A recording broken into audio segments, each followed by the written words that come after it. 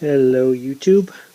Today in my orchid video I am going to show you how to water a few orchids. I have a few different kinds laid out and we're just going to go through some of the watering techniques, how often you should water certain kinds, and how wet you should keep them. So what I'm going to do is just fill up my watering can here. And then we're just going to go through and I'm just going to pick a few and water them. And we'll make sure we cover some of the basic ones like Cattleyas and Phalaenopsis. And we'll cover some different ones as well that you may not have heard of or don't hear of so often. So these guys here, this is a Masdevallia. What was that? There's another Masdevallia there. These guys like to be quite damp all the time. So when I water them, I give them a good water and let it run right through. I have the luxury of being in the greenhouse, so if water hits the floor, that's okay. But I make sure that I water my Masdevallias every second day. I want the moss to be always quite wet.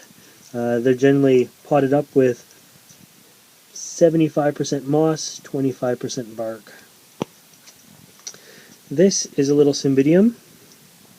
He's got some big buds on him about to open. Cymbidiums I do let dry out before I rewater them. Instead of moss, it's got bark, and the bark's quite dry. So I'm going to give him a good water like that. You want the water to pour right through.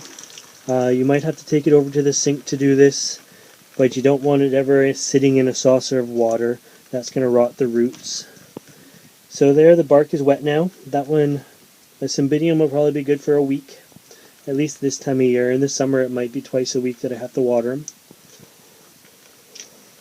This one here is an Oncidium. Oncidiums are in a smaller bark mix. The roots, they like to dry out between waterings. I like to give them, again, a good drink, just like this. Let it pour out the bottom.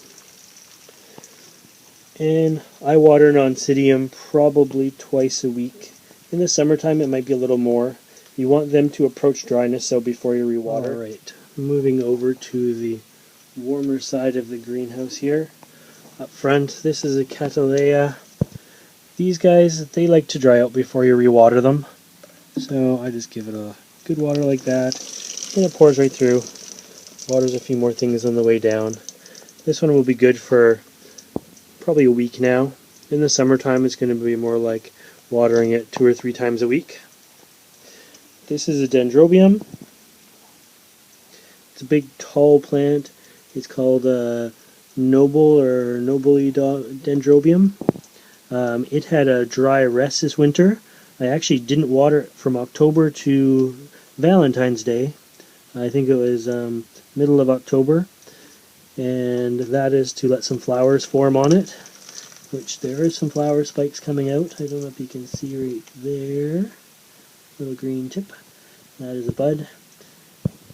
On this particular plant, it needs that winter dry rest. This one here is a Zygopetalum. It's starting to bloom up there.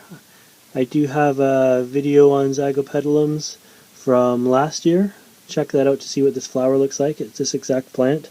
These guys, they like to be watered and I would say almost approach dryness, but not quite. You always want them to be a little bit damp right in the core. This is a Dendrobium Phalaenopsis. It is planted in bark. This guy can dry out in between waterings. I probably water them once a week. This one here, this is an Oncidium. Oncidiums, they don't really like to dry out. We want to rewater just as he approaches dryness. And this one is a Paphiopedilum. It's a slipper orchid. It grows in the ground, mainly in moss. This is one that, if you have a path, it never wants to dry out, so you always want to keep the moss moist. It never needs to be sopping wet. Again, you never want a saucer under these guys. As you can see from the orchid pots I use, there's all kinds of slits and slots and air holes. This one you may not have heard of. It's a Gorgonia. There's a spelling of it there. This one is just coming out into spike as well, and it likes heavy fertilizer and never really likes to dry out either.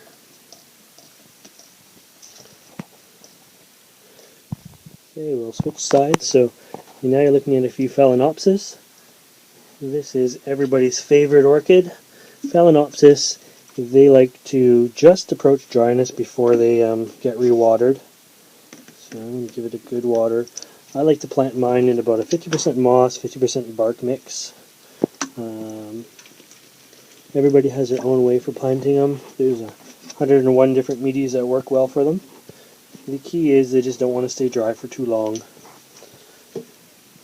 One of the ways you can tell whether an orchid likes to dry out or stay damp, and this is just a general rule, may not be true for all species, but Phalaenopsis, and I'm going to swing you over here, and for example like the slipper orchid, they don't have any kind of pseudobulbs. They have no storage organ for any water.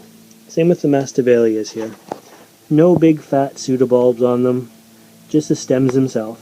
So that is a good indication that these plants don't like to dry out very much at all. On the other hand, when you start to look at some of the other ones that have big pseudobulbs, these are water storage organs for them. So that shows that ones like the Oncidium and the Cymbidium there, they can tend to dry out quite a bit more than ones that don't have any pseudobulbs at all. So that is a Zygopetalum. You can see the big egg-shaped pseudobulbs. That one can handle drying out a little bit more than, say, this little slipper orchid here that doesn't have any pseudobulbs to them at all. So that's a good way a good indication as to whether or not the orchids need to be watered daily, weekly, or somewhere in between.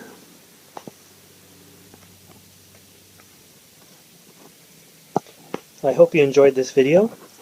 If you liked it, hit the like button. If you really liked it, please favorite it.